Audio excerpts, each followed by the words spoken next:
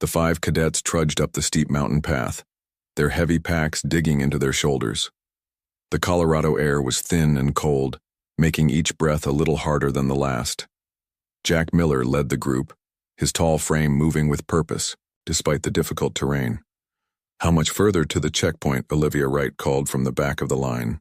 Her short blonde hair was tucked under a regulation cap, and despite being the smallest of the group, she carried the heaviest weapons training equipment.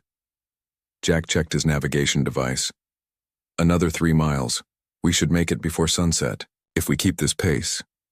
3 more miles of pure torture, Chris Morgan mumbled, adjusting his communications pack. "Remind me again why we couldn't use the transport vehicles." Lisa Daniels, walking just ahead of Chris, turned around with a smirk. "Because Major Blackwell is a sadist who thinks real space defenders should be able to march across a planet if their ship crashes." As if summoned by his name, Major Sam Blackwell appeared from around a bend in the trail.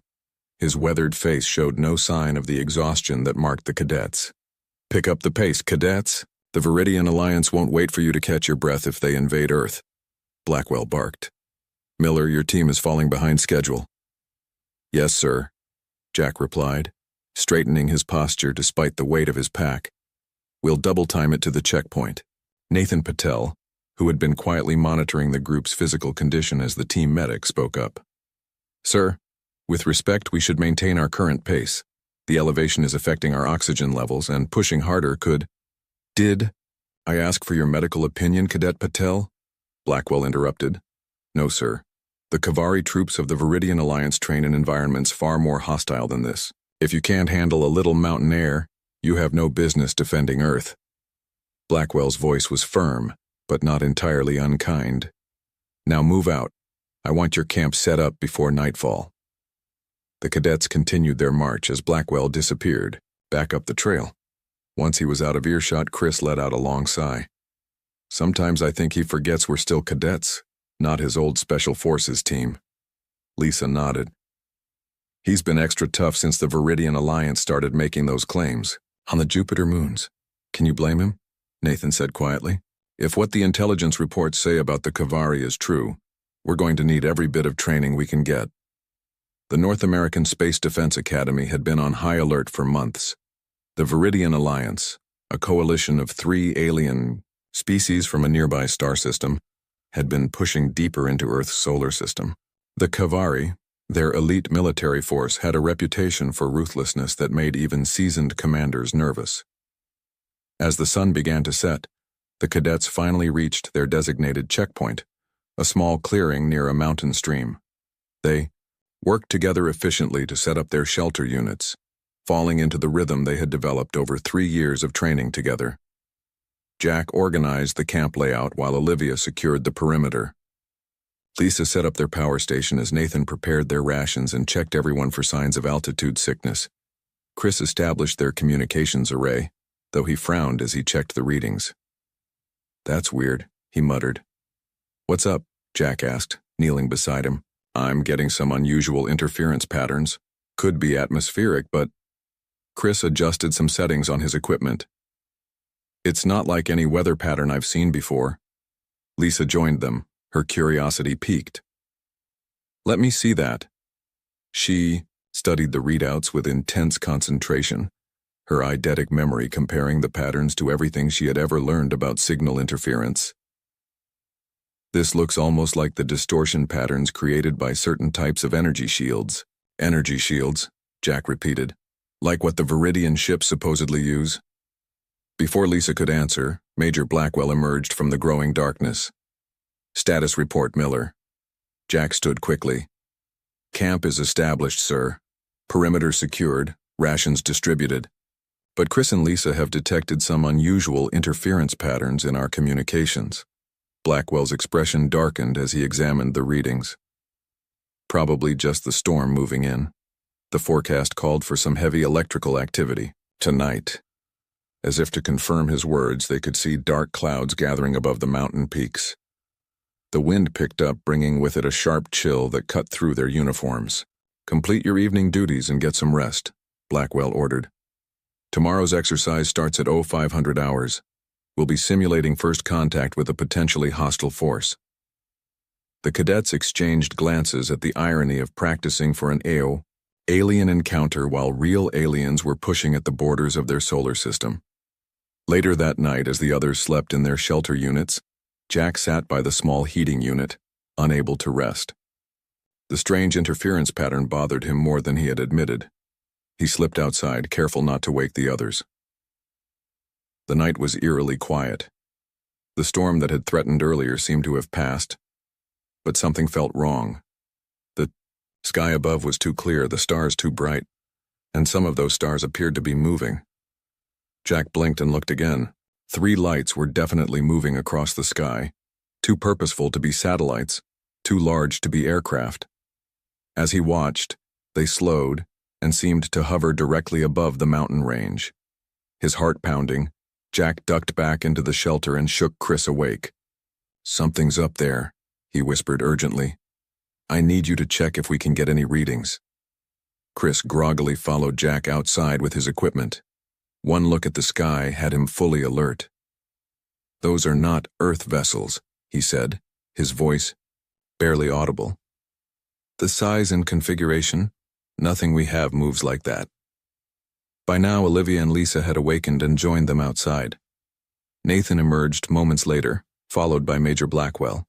"Sir," Jack said, pointing skyward, "I think first contact just became a real scenario."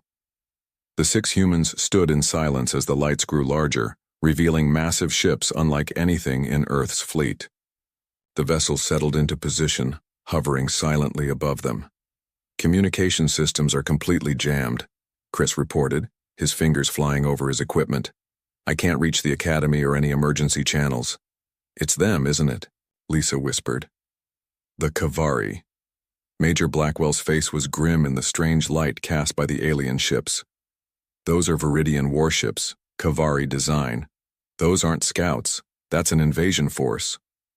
A blinding light suddenly erupted from the nearest ship, illuminating the clearing where they stood. The beam swept across them briefly before disappearing. "They've seen us," Nathan said. "Everyone grab your gear," Blackwell ordered. "Essential, equipment only. We need to move now and find cover." "Sir?" Jack asked, trying to keep his voice steady. "What are our orders?" Blackwell looked at each of the cadets in turn, his expression revealing a rare moment of uncertainty before hardening into resolve. "We're cut off, outnumbered, and facing an alien force with superior technology. But we're still space defense, personnel. Our mission is clear: survive, gather intelligence, and if possible, disrupt whatever they're planning until help arrives."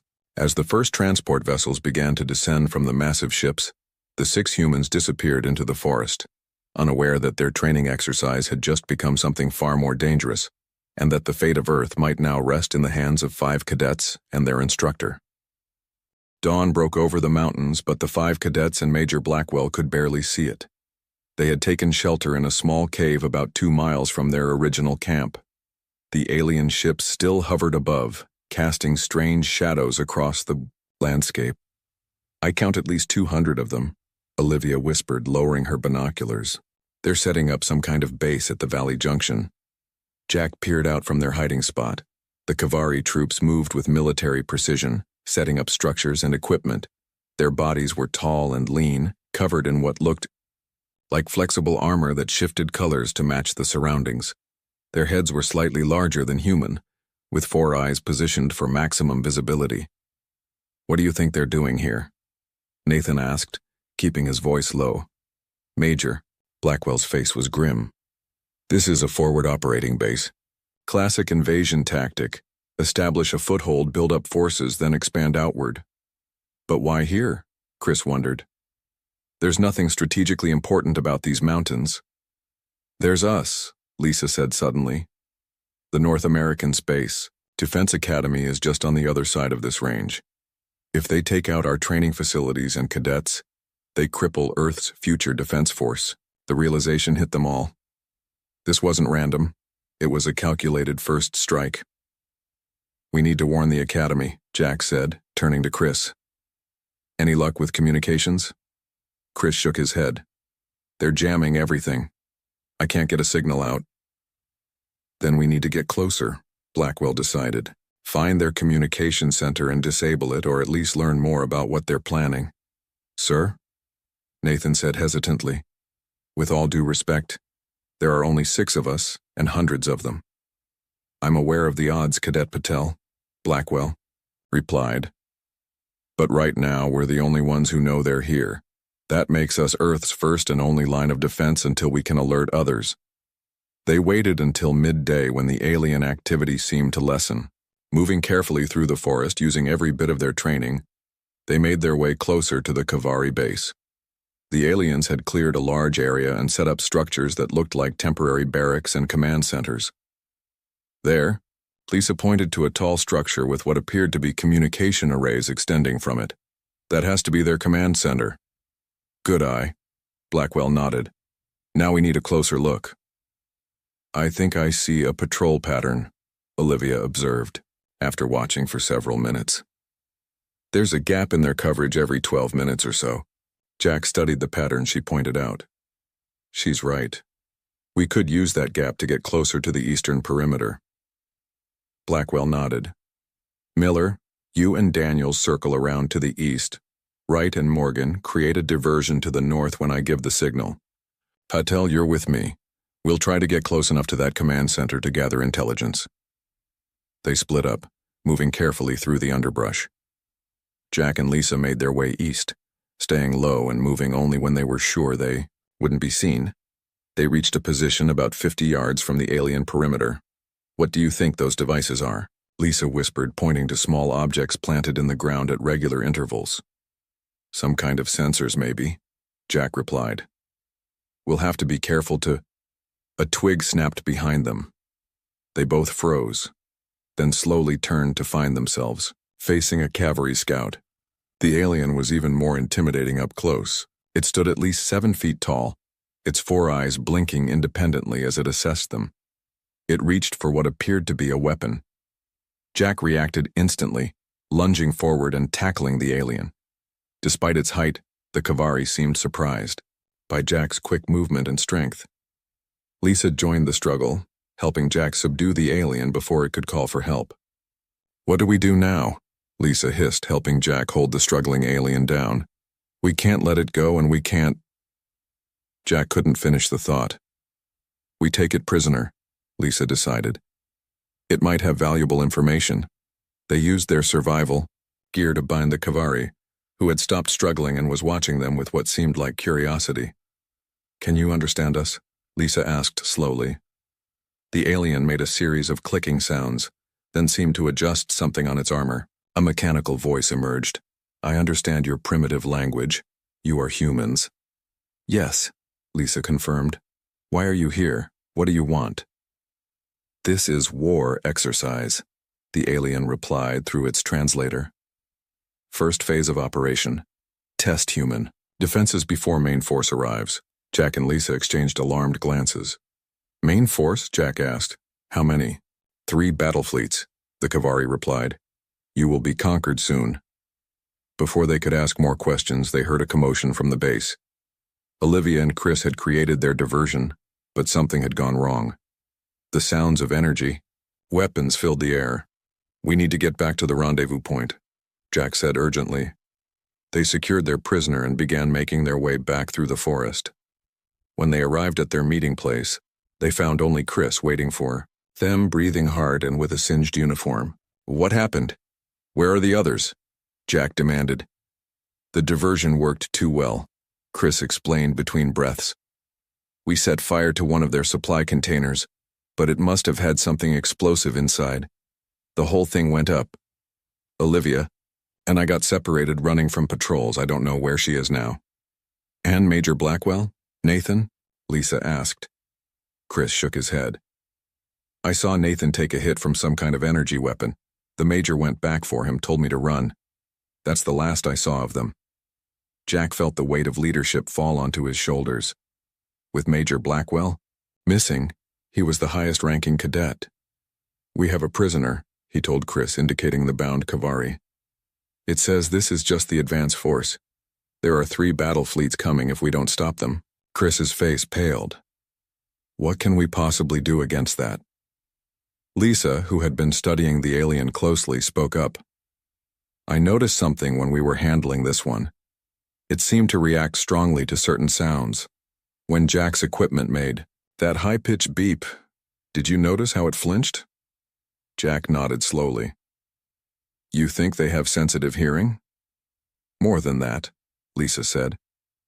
I think certain frequencies actually hurt them. It's a vulnerability we might be able to exploit. The Kavari prisoner shifted uncomfortably, confirming Lisa's theory. First things first, Jack decided. We need to find Olivia, the Major, and Nathan if they're still... He couldn't finish the sentence. And we need to disable their communications, Lisa added. If we can stop them from calling in those battle fleets, we might buy Earth some time. Chris looked between them, then at the alien prisoner. So that's our plan? The three of us against an alien army? Jack squared his shoulders, feeling a determination rise within him that he hadn't known he possessed. We're space defense cadets. We've trained for years to protect Earth. Maybe not against this specific scenario, but we have skills they don't expect. They don't know humans very well. That gives us an advantage. What kind of advantage? Chris asked skeptically. The advantage of being underestimated, Jack replied. Now let's see what else we can learn from our new friend here. And then we're going to find our team and stop an alien invasion. As if to punctuate his words, one of the massive ships above them shifted position, its shadow passing over them like a dark omen of what was to come. Night fell over the mountains as Jack, Lisa, and Chris huddled in a new hiding spot, a small cave hidden behind a waterfall. The sound of the rushing water helped mask their voices from any Kavari patrols. Their alien prisoner sat against the wall, four eyes blinking in different rhythms. Lisa had been questioning it for hours, learning what she could about Kavari biology and technology. So let me get this straight, Jack said, processing what Lisa had translated. They've never actually met humans face-to-face before? Lisa nodded. Everything they know about us comes from intercepted broadcasts and long-distance observations. They think we're physically weak, with poor night vision and low cold tolerance. Chris looked up from the communication device he was trying to repair. That explains why they're setting up here.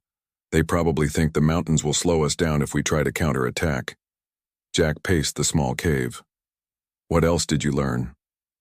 Their name is Reksho, Lisa said, gesturing to the prisoner. They're a scout-class soldier, and they're genuinely confused about why we captured them instead of killing them. Why's that? Chris asked. Apparently, the Kavari have been told that humans are violent and ruthless, Lisa explained. They expected us to execute prisoners on sight. Jack stopped pacing. We can use this. If they have such wrong ideas about us, they'll make wrong assumptions about what we're capable of. Oh, noise at the cave entrance made them all tense. Jack grabbed his survival knife, moving toward the sound. A shadow appeared, and then, "Don't shoot, it's me." Olivia stepped into the cave, soaked from the waterfall. Her right arm was wrapped in a makeshift bandage, but she was smiling. Olivia. Chris jumped up. We thought you might be dead. Not yet, she said, dropping her pack. Though those Kavari troops gave it their best shot. Their weapons are powerful but not very accurate. She noticed the alien prisoner and raised an eyebrow. I see you've been busy. Jack quickly explained what they had learned from Reksho. Olivia listened while checking her weapons. No sign of Nathan or the Major? She asked when Jack finished. Nothing, Jack admitted. But I'm not giving up on them. For now, though, we need a plan to slow down this invasion. Lisa pulled out a small device she had been working on. I've been modifying our emergency beacon. If I'm right about their hearing sensitivity, we can create a sonic weapon that will incapacitate them without harming us. How do you know what frequency to use? Chris asked. Lisa glanced at Reksho. I've been testing different tones, watch. She turned a dial on her device, producing a sound barely audible to the humans. The effect on Reksho was immediate. The alien writhed in discomfort, all four eyes closing tightly. Lisa switched it. Off. Sorry about that, she said to the prisoner, who seemed surprised by the apology. That's our advantage, Jack said, excitement growing in his voice. Now we need to find a way to use it. I found something else while I was evading patrols, Olivia said. She pulled out her navigation device and showed them a map of the area. There's a Kavari patrol pattern. They avoid this section of the mountains completely. She pointed to an area northeast of their position. Why would they avoid it? Chris wondered. I snuck close enough to find out, Olivia continued. They're setting up equipment everywhere except that zone. When some of their scouts tried to enter it, they were immediately called back. Jack studied the map. What's special about that area? It's where the mountain forms a natural amplifier, Lisa realized. Sound waves would be magnified there. If their hearing is sensitive enough. They can't operate there, Jack finished. Which means we can. Chris looked between them. So what's the plan? We split up, Jack decided. Olivia and I will work on sabotaging their communications array. We need to prevent them from calling those battle fleets. Lisa and Chris, you'll set up sonic traps around our perimeter using that frequency. And what about finding Nathan and the Major? Olivia asked. We'll keep looking, Jack promised. But right now, stopping this invasion has to be our priority. As they prepared to move out, the cave suddenly darkened. Outside, clouds had covered the moon and a cold wind began to blow.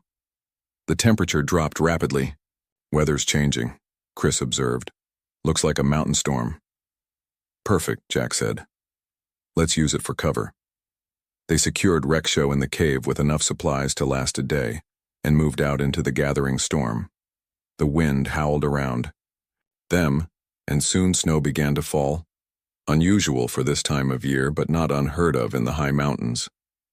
Jack and Olivia moved toward the Kavari base, using the worsening weather as cover. The alien soldiers seemed to be struggling with the cold and reduced visibility, many retreating into their temporary structures. They really aren't adapted to this environment, Olivia whispered, as they watched a cavalry patrol hurry back to base, their color-shifting armor failing to adjust to the rapidly whitening landscape. Another advantage for us, Jack replied. Let's move closer. On the other side of the mountain, Lisa and Chris worked quickly to set up their sonic traps. Lisa had modified their emergency beacons to emit the painful frequency at regular intervals, placing them strategically around the area the Kavari avoided. If this works, she told Chris, we'll create a safe zone they can't enter without being incapacitated. Chris finished setting up the power source for one of the devices. I just hope it's enough to make a difference. As the storm intensified, Jack and Olivia reached the perimeter of the Kavari base. Their visibility was poor, but so was the aliens. They spotted the communications array, a tall structure with multiple antenna-like appendages pointing skyward. That's our target, Jack said. If we can take that out, they won't be able to call for reinforcements. How do we get past all those guards? Olivia asked, nodding toward the Kavari soldiers patrolling despite the weather. Before Jack could answer, a familiar figure emerged from behind a rock formation nearby. Nathan Patel, looking exhausted but very much alive, crouched down beside them. Nathan, Jack whispered in shock. How did you? No time to explain. Nathan cut him off. I've been creating diversions on the east side of their camp for hours. They think there's a whole squad of humans there. Is the Major with you? Olivia asked urgently. Nathan's expression darkened. They took him. He's being held somewhere in their command center. But I've learned something important. These Kavari, they're not what we thought. What do you mean? Jack asked. They're not an invasion force, Nathan explained. At least not the way we understand it. I overheard their commanders talking. They think this is some kind of war game, a training exercise. They don't realize they've landed in an area with just cadets. They believe they're facing Earth's elite military forces. Jack and Olivia exchanged shocked glances. So this whole thing is a misunderstanding? Olivia asked in disbelief. More like a miscommunication, Nathan said. But they're still dangerous. They're treating this as a real combat situation, just not an actual war. Jack processed this new information quickly. This changes our approach. If they think they're facing Earth's best soldiers, and they're already struggling with the environment and our guerrilla tactics, Olivia added, then maybe we can end this without more fighting, Jack finished. But first, we still need to take out that communications array and find the Major. If nature itself was offering assistance, lightning cracked across the sky, illuminating the entire valley for a split second. In that flash, Jack saw something that made his heart race, a path to the communications array that was momentarily unguarded. "Now's our chance," he said. "Let's move." The storm grew stronger as Jack, Olivia, and Nathan moved through the darkness toward the Kavari communications array. The wind howled around them, whipping snow into their faces. For once, the harsh weather was their ally. The Kavari soldiers had retreated to their shelters, leaving minimal guards outside. "This weather is perfect cover," Jack whispered. "The Kavari really hate the cold." They crouched behind a fallen tree, observing the remaining guards. Two tall cavalry soldiers stood by the base of the communications array, their armor shifting colors as they tried to match the white snow. "I can distract them," Nathan offered. "I've been doing it for hours already. They're starting to think humans can appear and disappear at will." Jack nodded. "Good. Olivia and I will place the charges on the array supports. We'll meet back at the sonic perimeter Lisa and Chris set up." Nathan pulled some small devices from his pack. "I made these from parts of my medical scanner. They create heat signatures that read like human bodies. Throw them in different directions and the Kavari will think they're chasing multiple targets." Jack looked at Nathan with newfound respect. "Impressive work." "Being captured wasn't part of my plan," Nathan said with a grim smile.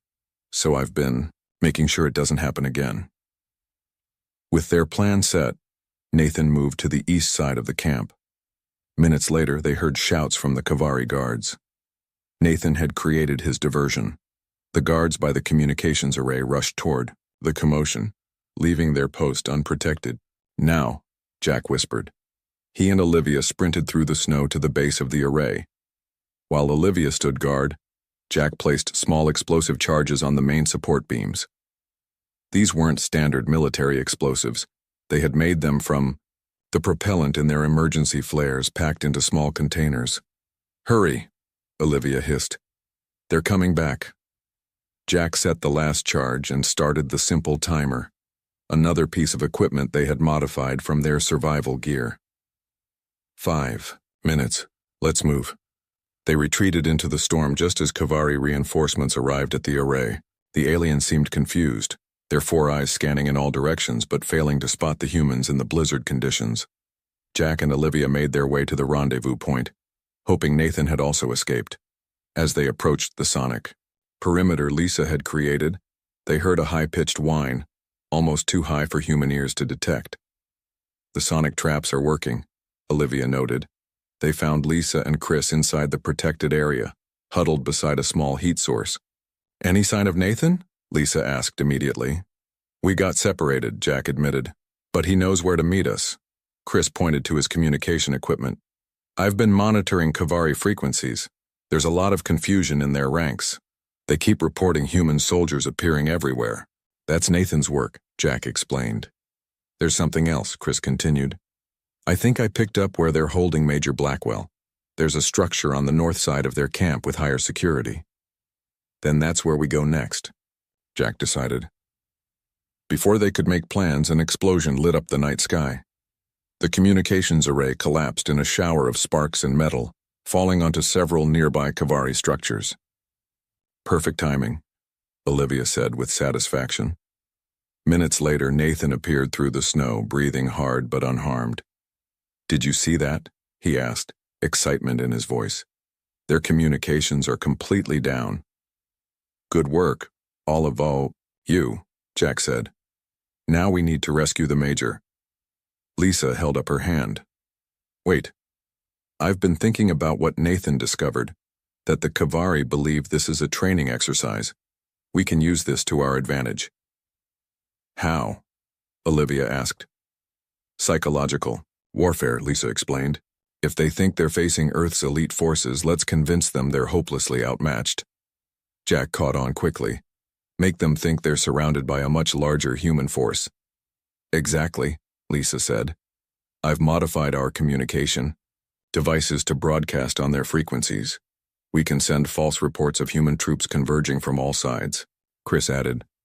And I can use sound files from our training exercises to simulate more human activity.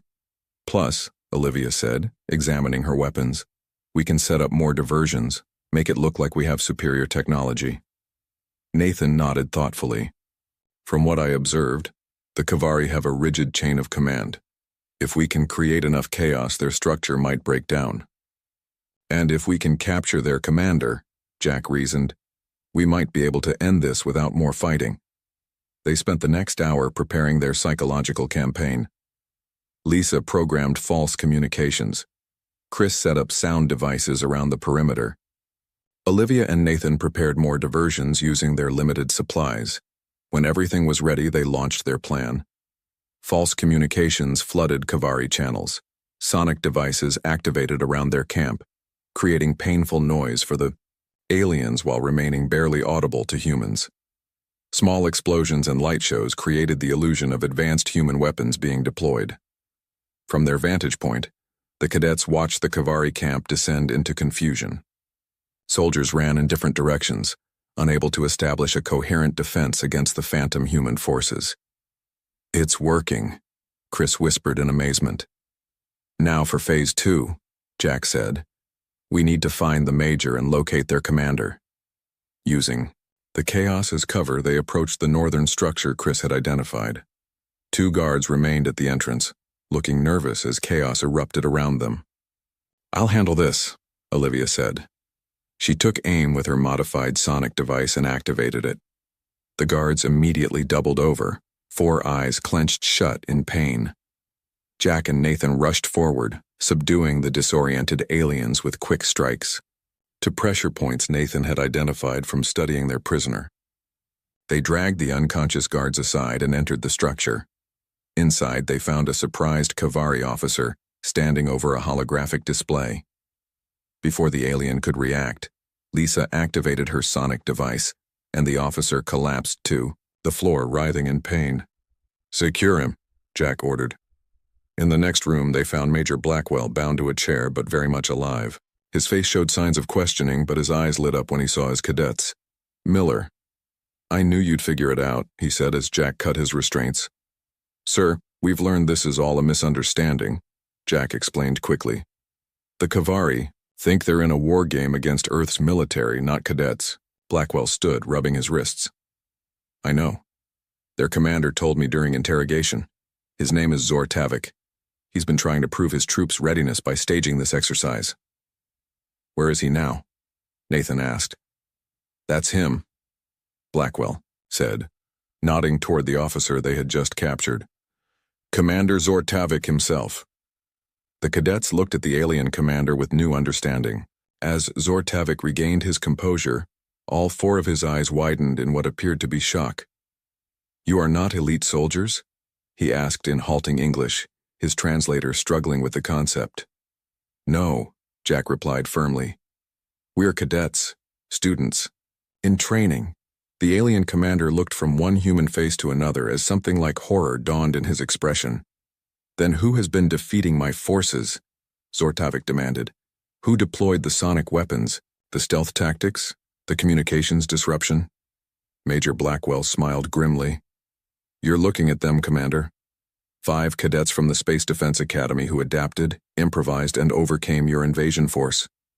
For the first time, the humans saw what appeared to be shame in a Kavari's expression. Commander Zor Tavik paced the small room, all 4 of his eyes blinking rapidly. The 5 cadets and Major Blackwell watched him carefully. Outside, the storm had finally passed, and morning light filtered through the windows of the Kavari structure. This cannot be, Zor Tavik said finally. The Kavari have never been defeated by students. Not defeated yet, Jack pointed out. But your communications are down, your forces are in disarray, and we have you as our prisoner. Major Blackwell stepped forward. Commander, this situation has gone far enough. Your forces invaded Earth territory without permission or warning. Even as a training exercise, this violates at least 7 interstellar protocols. Zor Tavik's skin shifted color slightly. What the humans had learned was a sign of embarrassment among the Kavari. The exercise was approved by our high command. the alien commander insisted. We were to test Earth's military readiness without causing permanent harm. Without informing Earth first? Lisa asked skeptically. That was the point of the exercise, Zortavik explained. To test real reactions, not prepared ones. Jack exchanged glances with his fellow cadets. They all recognized the dangerous misunderstanding that had occurred. Commander, Jack said carefully, I believe we have two options here. First, we can continue this conflict. Your forces are still superior in numbers and weaponry. You might eventually overwhelm us. And the second option? Zortavik asked. You can acknowledge that your mission has failed. 5 human cadets and 1 instructor disrupted your communications, created confusion among your troops, and captured you. By any measure, that's a failed exercise. The commander's 4 eyes narrowed. And if I choose the second option? Major Blackwell answered, then we negotiate a peaceful withdrawal of your forces before Earth's actual military arrives. Because they will be coming. The Academy will have noticed our missing check-ins by now. Zortavik turned away, clearly struggling with the decision. The Kavari placed enormous value on military honor. To be captured by students rather than elite soldiers was a devastating blow. There is a third option, Lisa suggested suddenly. Everyone turned to look at her. We keep what really happened here between us. What do you mean? Olivia asked. The Kavari saved face by claiming they completed their exercise as planned, Lisa explained. We don't tell anyone they were defeated by cadets. In exchange, they agree to proper diplomatic channels for any future exercises. Jack caught on quickly. And we use this incident to open better communications between our peoples.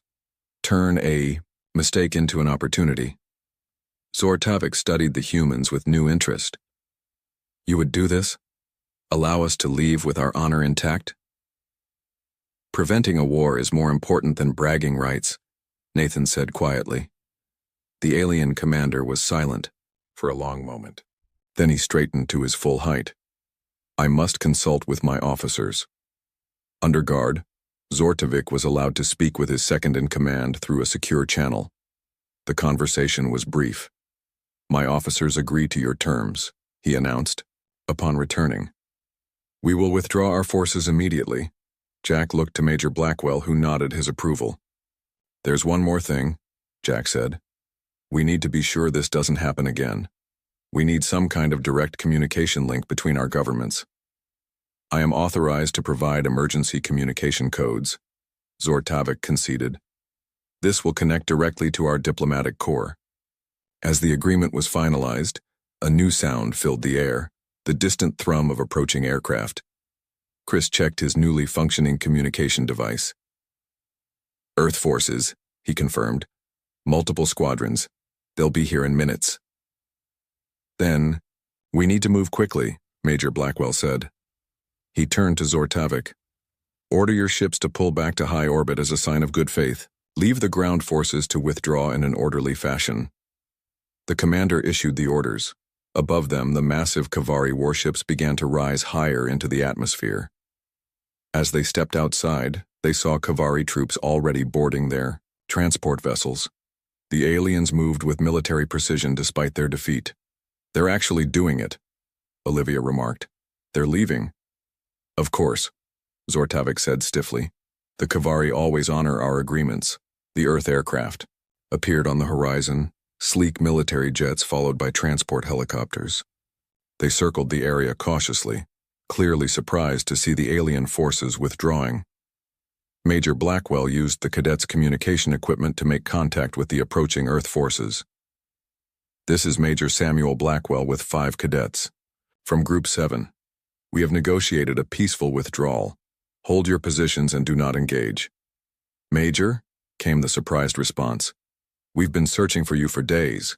What's going on down there? I'll explain everything upon your arrival, Blackwell replied. For now, maintain distance from the departing alien vessels. As the Earth forces landed nearby, Zortavik approached Jack one last time. Cadet Miller, the commander said, using Jack's rank and name for the first time. The Kavari underestimated humans. I underestimated humans. This will not happen again. That's good to hear, Jack replied. Then he added, but maybe next time, just send a message first. What might have been a smile briefly crossed the alien's face. Indeed. He handed Jack a small device. The communication codes as promised. With a final nod to the humans, Zortavik boarded the last transport vessel. The humans watched as it rose into the sky, joining the larger ships that were already becoming small dots in the blue expanse above. As Earth military personnel approached, Major Blackwell gathered his cadets. What exactly are we telling them, sir? Nathan asked quietly. The truth, Blackwell replied. Mostly. We encountered an unauthorized Kavari training exercise and negotiated their withdrawal. But not the part about 5 cadets outsmarting an alien army, Chris asked with a small smile. That will remain classified, the major said firmly, for diplomatic reasons. The highest-ranking officer from the rescue force reached them, a general who looked both amazed and confused. Major Blackwell, the general said, I was told your training group was missing. Instead, I find you managing first contact and an alien withdrawal. Would you care to explain? Blackwell stood at attention. Sir, what began as a standard wilderness exercise became considerably more complicated when we encountered Kavari forces. As the major gave his carefully edited report, the 5 cadets exchanged glances. They had started the week as students and ended it by preventing an interstellar incident. 2 months later, the 5 cadets stood at attention in a private ceremony at the academy. Major Blackwell pinned special commendations to their uniforms.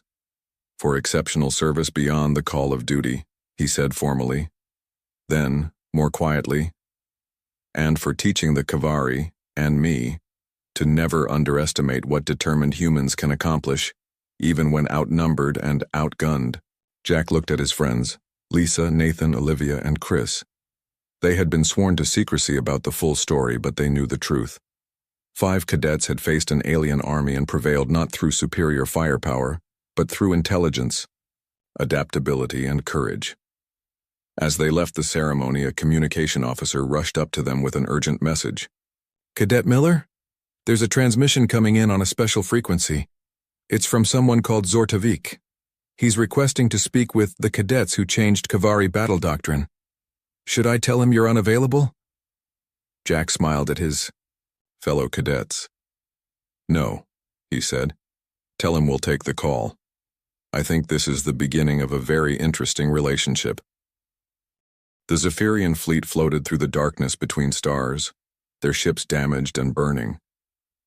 Admiral Kathrak stood on the bridge of his flagship, the Astral Dawn, watching the last images of his homeworld disappear into static. 47 ships. That was all that remained of his mighty fleet. The enemy had destroyed everything else. Kathrak touched the tactical display with his long alien fingers. Red dots filled the screen, showing enemy ships getting closer. The Vorath Dominion had been their enemy for centuries, but now the Vorath had new allies. The Shadowclaw Collective had joined them. Together they were too strong for the Zephyrians. Admiral, we cannot fight them all, said his second officer Taven, her voice tired from days of running and hiding. Our weapons are damaged. Our shields are failing. Kathrak nodded slowly. He had lost so many good soldiers. His people were dying, but admirals do not give up. They find solutions. He turned to his sensor officer. Scan for any inhabited systems. We need somewhere to hide, somewhere, to repair our ships. Admiral, the sensor officer responded after a moment. There is a system with 1 inhabited planet, but... Show me. The main screen changed to show a blue and green planet. It was beautiful, with white clouds swirling around it. But something was wrong with the energy readings. This planet has primitive life, the sensor officer explained. Their technology is very basic. Radio waves, simple rockets. They are not yet capable of faster-than-light travel. Kathrak knew the galactic law. Never contact a species before they reach the stars. Never interfere with their natural development. But his people were dying. His fleet was broken. He had to choose between following the law and saving his people. Meanwhile, On Earth, Captain Jake Morrison sat in the lunar monitoring base, watching screens filled with numbers and signals. The moon base was quiet at this hour. Most of the crew was asleep. Jake liked the night shift. It was peaceful up here, away from Earth's noise. Captain, Lisa Park, his communications officer, called out suddenly. "We're getting something weird. Very weird." Jake walked over to her console. "What kind of weird?" "It's not like any signal we've seen before. It's definitely artificial. Someone made this. But it's not from Earth, and it's not from any of our satellites." Ben Cross, the chief analyst, looked up from his screen. "It's complex. Really complex.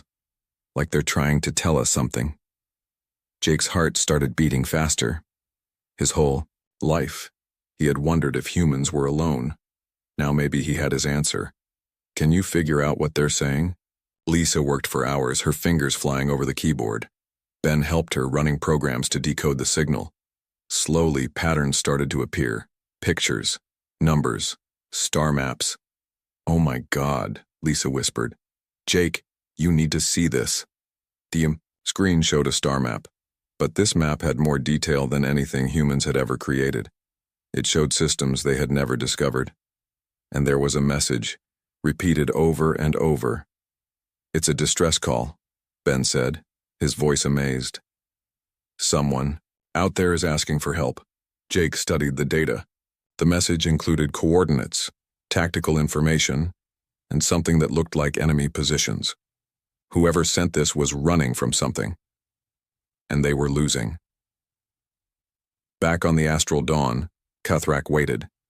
He had sent the message hours ago. Was anyone listening? Did these primitive beings even understand? "Admiral," the communications officer suddenly announced, "we're receiving a response." Everyone on the bridge turned to look.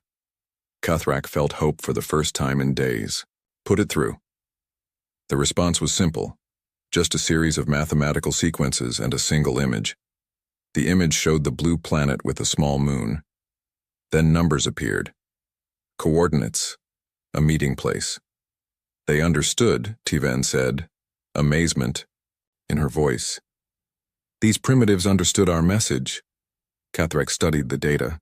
The humans were suggesting a meeting in their asteroid belt between two of their planets. It was clever. Good cover from sensors. But could he trust them? They were so primitive. What help could they possibly offer? "Admiral," his tactical officer, warned, "the enemy will be here soon. We have maybe 2 days before they find us." 2 days. Not enough time to repair the fleet. Not enough time to find a better hiding place. Cuthrack made his decision. Send a response. "We accept their offer. Prepare 3 ships to meet them. But keep our weapons ready. We don't know if we can trust them." On Earth, Jake stared at the alien response on his screen. They had agreed to meet. Real aliens were coming to talk to humans. He felt excited and terrified at the same time.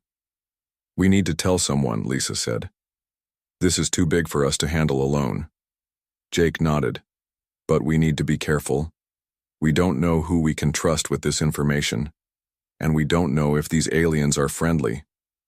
Ben was already preparing a report. "We should contact the defense network quietly. Let them decide how to handle this." Jake agreed. But part of him wondered if humanity was ready for this. They had always imagined finding other life in the universe. But finding it like this, with a species running for their lives, asking for help, that was different. "Prepare the Pathfinder," Jake ordered. "If we're going to meet them, we need our best ship." As the crew worked through the night, Jake looked out the window at the stars. Somewhere out there, an alien fleet was waiting. They were desperate, maybe dangerous, but they had reached out to humanity for help. Tomorrow, everything would change. Humans would no longer be alone. They would learn they were part of something much bigger and much more dangerous than they had ever imagined. Cuthrack stood on his bridge, looking at the image of the blue planet on his screen. In 2 days he would know if these humans could help, if they could save his people. If they couldn't, well, at least he had tried something different. The Astral Dawn and the human monitoring base both went quiet as their crews prepared. Neither side knew exactly what would happen when they met. but both knew that nothing would ever be the same again. The Pathfinder moved slowly through the asteroid belt, its engines running silent. Inside the ship, Captain Jake Morrison checked his equipment one more time. He had never been so nervous in his life. 30 minutes to the meeting point, announced his pilot, Dr. Monica Hayes. She was the best they had, a scientist who also knew how to fly. Still no sign of them. Paul Chen, the ship's engineer, looked up from his console. My readings are clean too.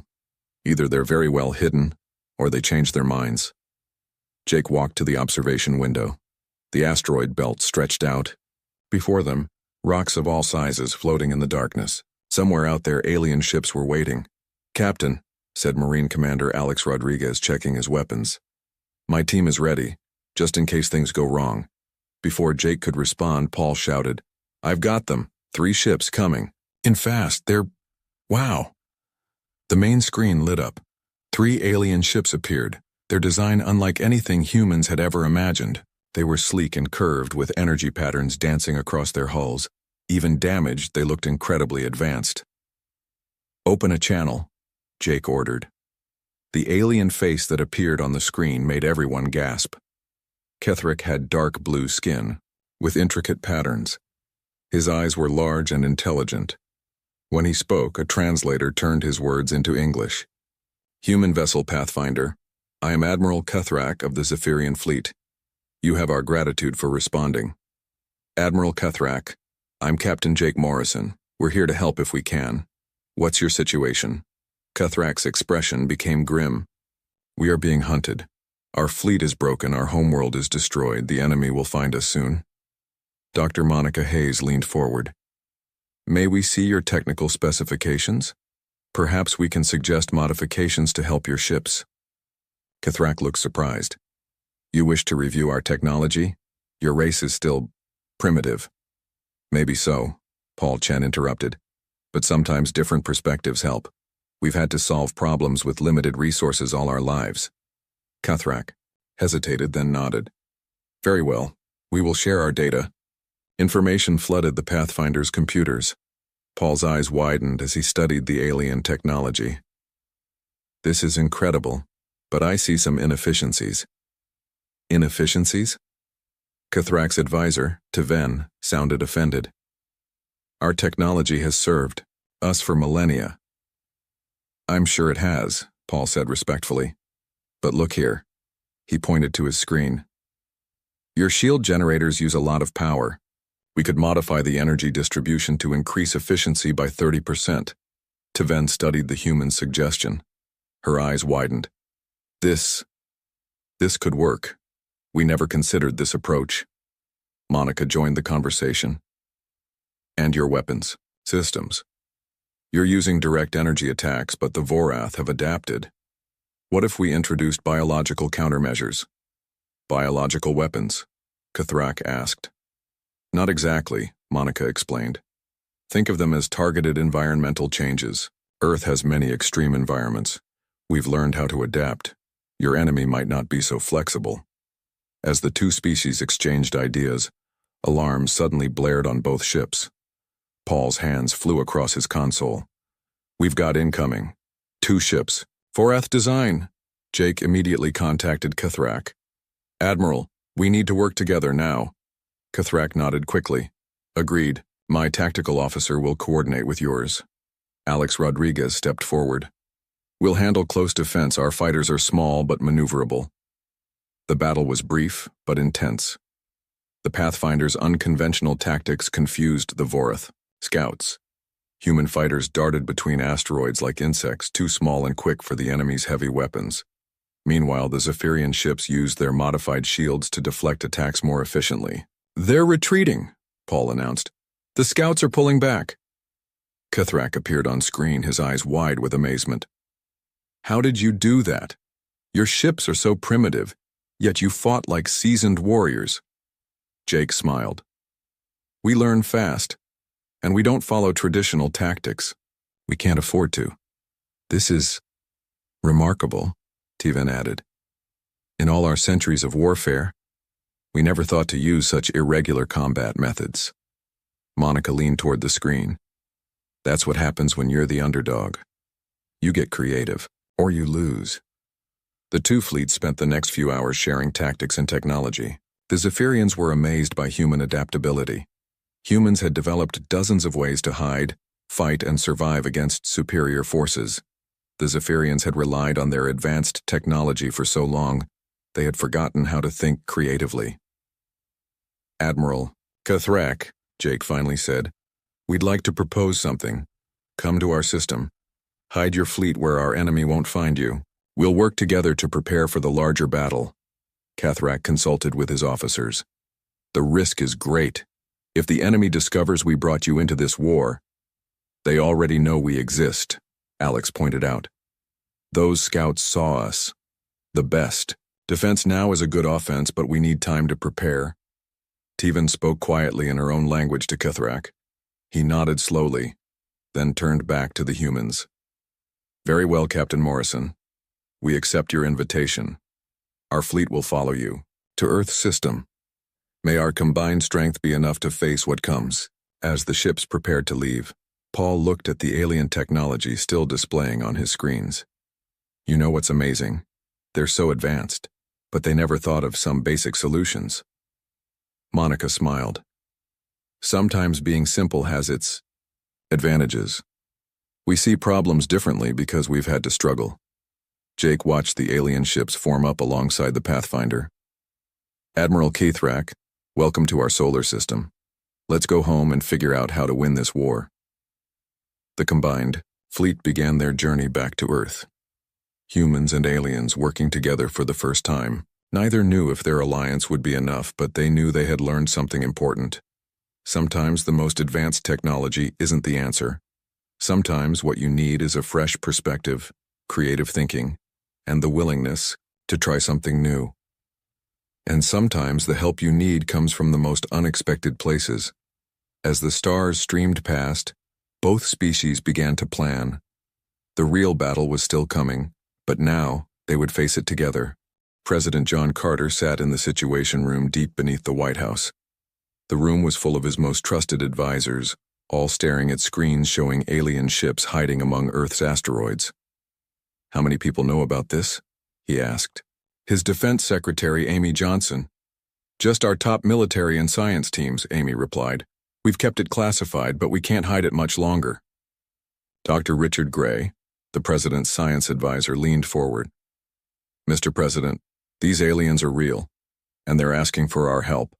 This changes everything." Carter nodded slowly. "What do they need?" "Time, mostly," Amy answered. "Time to repair their ships, time to plan, and they think our different approach to warfare might help them win." The president looked at the star maps on the wall. "And if we don't help them, if this enemy finds them here, then the war comes to Earth anyway," said Dr. Gray, "but without any allies." Carter made his decision. "All right, we help them, but we do it smart. Start the Cosmic Defense Initiative immediately.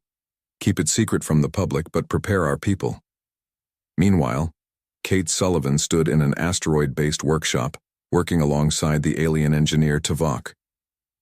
Oil and metal shavings floated around them in zero gravity. They were building something no one had ever seen before. "Your miniaturization techniques are fascinating," Tuvok said, manipulating a tiny device with tools that looked like they were made from light itself. "We focused on making everything larger and more powerful." Kate smiled, welding two pieces together. "We had to. Earth has limited resources. We learned to do more with less."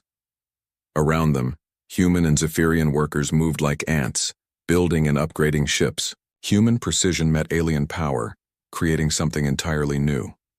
Small human components powered by Zephyrian energy sources. Alien shields controlled by human computer systems. In another part of the asteroid, Marine General Ryan Adams watched, his soldiers training with Zephyrian warriors.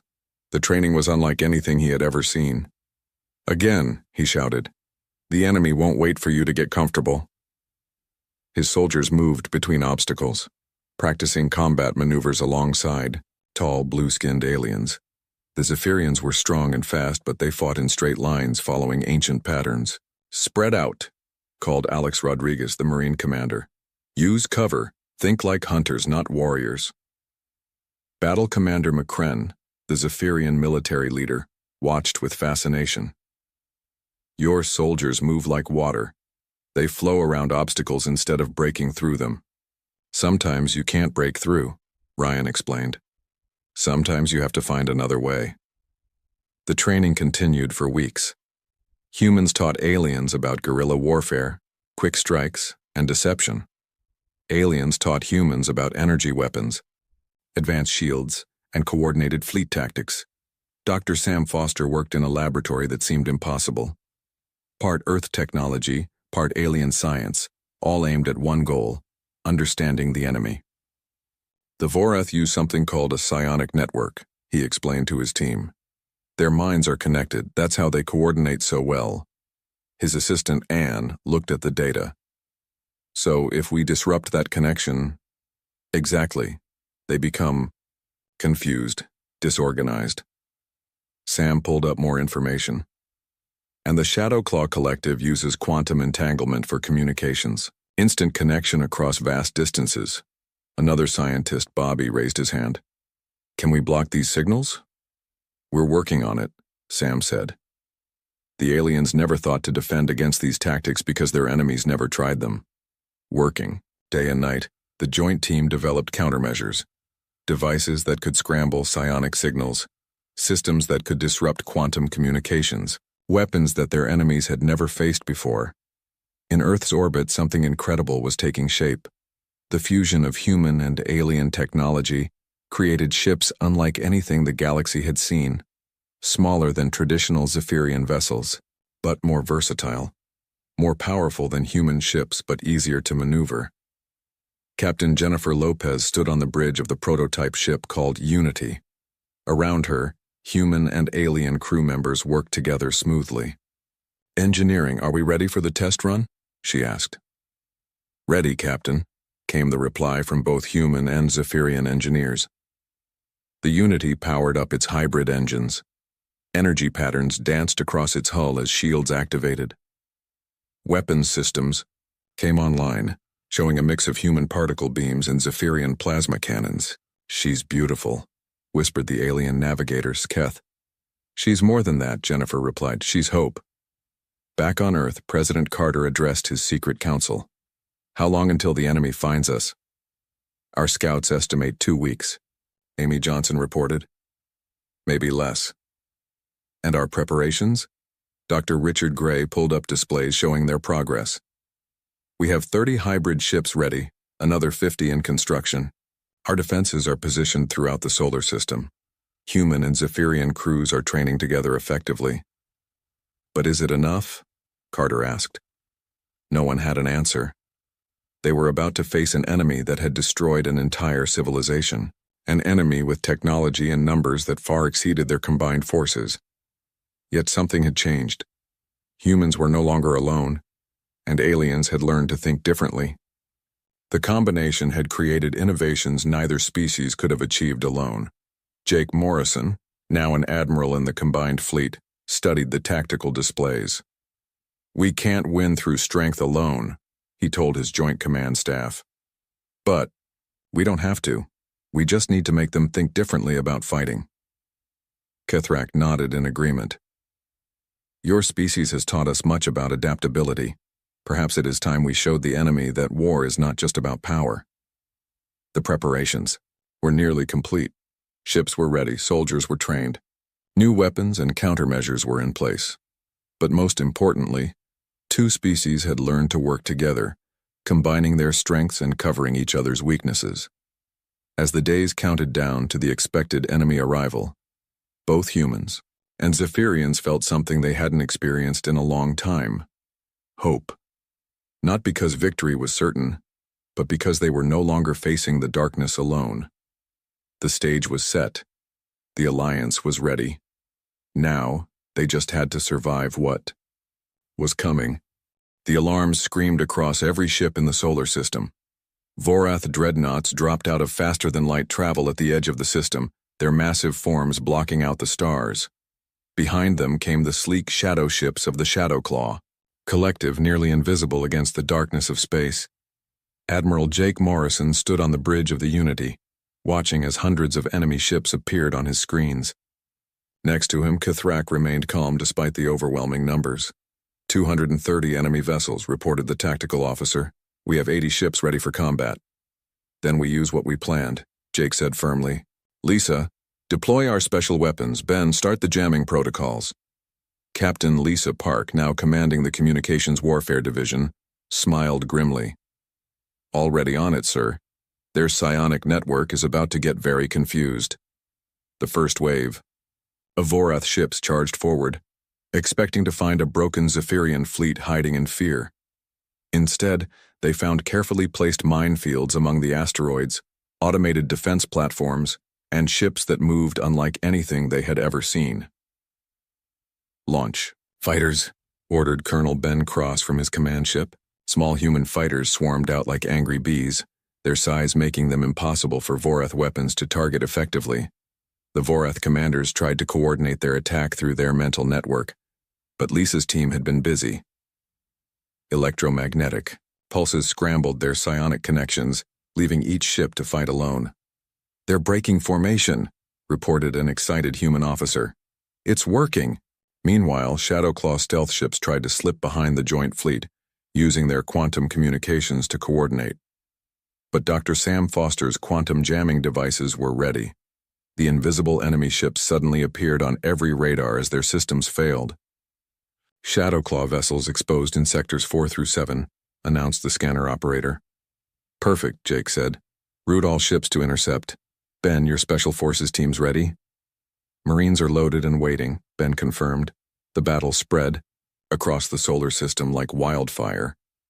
Human ships used Jupiter's magnetic field to hide, then ambushed Vorath dreadnoughts with surprise attacks. Zephyrian vessels, modified with human shield technology, withstood enemy fire better than ever before. Captain Jennifer Lopez commanded a squadron of hybrid ships, dancing through the asteroid belt like sharks hunting in familiar waters. Her crew, half human and half Zephyrian, worked together perfectly. Enemy cruiser port side, called her gunner. Target their weak spot just like we practiced, Jennifer ordered. The hybrid weapons found the gap in enemy shields that no Zephyrian weapon could have reached. The cruiser exploded in a brilliant flash, but the enemy kept coming. For every ship they destroyed, 2 more appeared. The joint fleet fought bravely, but numbers were starting to matter. On Earth, billions of people watched the battle through telescopes and monitors. For the first time, humanity saw they were not alone in the universe. They also saw their defenders fighting for their very survival. President John Carter addressed the world. Today, we fight not just for Earth, but for our new allies. Today, humanity stands with the galaxy against tyranny. The broadcast reached soldiers and civilians alike. Morale soared, but the tactical situation remained desperate. Admiral, Tiven reported from her station, we're identifying the Shadowclaw command ship. It's maintaining position behind their main fleet. Jake and Kithrak exchanged glances. They had planned for this moment. The quantum anchor, Kithrak said. If we destroy it, their entire fleet loses coordination. It's too well protected, Jake noted. We need a special operation, something they won't expect. Commander Alex Rodriguez stepped forward. My Marines are ready, if we can get close enough. It's a suicide mission, Jake said quietly. Maybe, Alex replied with a grim smile. But someone has to do it, and Marines don't leave anyone behind. With Kithrak's warrior Darath, Alex assembled a joint boarding team. They chose the smallest, fastest ship available, a modified human shuttle with Zephyrian stealth systems. Good luck, Jake told them as they prepared to leave. Don't need luck, Alex said. We've got something better. We've got purpose. The small team navigated through the chaos of battle using debris and destroyed ships as cover. Their ship was so small and stealthy that enemy scanners missed them completely. There it is, Darath pointed at their target. The Shadowclaw command ship was enormous, protected by layers of shields and fighter escorts. Just like we trained, Alex reminded his team. Fast and quiet. They attached to the enemy hull and began cutting through. Once inside, they moved through corridors filled with strange technology and confused defenders. The Shadow Claw had never faced boarding parties before. The battle outside raged on. Human creativity and Zephyrian technology were holding the line, but barely. Ships on both sides were falling like leaves in a storm. "Sir," called the communications officer, "we're losing contact with the boarding team." Jake watched the tactical display, seeing enemy ships converging on the command vessel. "Come on, Alex, come on!" Inside the Shadow Claw ship, Alex and his team fought their way to the Quantum Control Center. Drath's warriors cleared the path while human marines set explosive charges. "Almost done," Alex called over the radio. "Just need a few more." The transmission cut off as enemy reinforcements arrived. Alex made his choice quickly. "Go," he ordered. His team, "Get clear, I'll finish this." The explosion shook space itself. The Shadow Claw command ship cracked apart, its quantum anchor destroyed. Across the battlefield, enemy ships suddenly lost contact with each other. "Now," Jake commanded. "All ships, full assault." Without their coordination systems, the enemy fleet became a collection of individual ships, each fighting alone. The joint human Zephyrian fleet, still coordinated and working together, began to turn the tide. Ships that had been impossible to hit suddenly became vulnerable. Tactics that hadn't worked before now succeeded. The battle was far from over. But the balance had shifted. Jake looked at Kethrak. Both had lost good people today. Both knew more would die before this ended. But for the first time since the battle began, they had real hope. "For Alex," Jake said quietly. "For all our fallen," Kethrak replied, "and for victory." The destruction of the Shadow Claw command ship sent shockwaves through both enemy fleets. Without their quantum anchor, the Shadow Claw ships drifted helplessly, unable to coordinate or maintain their stealth systems. The Vorath, already confused by the psionic jamming, found themselves fighting a war they no longer understood. "All units execute Plan Omega," Jake commanded across all channels. "Show them what happens when you attack our home." The joint fleet moved like a single organism. Human ships used asteroid cover to launch surprise attacks. Zephyrian vessels powered through enemy lines with their enhanced shields. Together, they turned the tide completely. Captain Jennifer Lopez led her squadron in coordinated strikes that drove the remaining Shadow Claw ships toward Earth's sun. The intense heat and radiation finished what their weapons had started. "Enemy retreat in all sectors," reported the tactical officer. "The Vorath are falling back." Kethrak watched the enemy withdrawal with mixed emotions. They had won, but at such cost. More than 20 of their ships were destroyed or heavily damaged.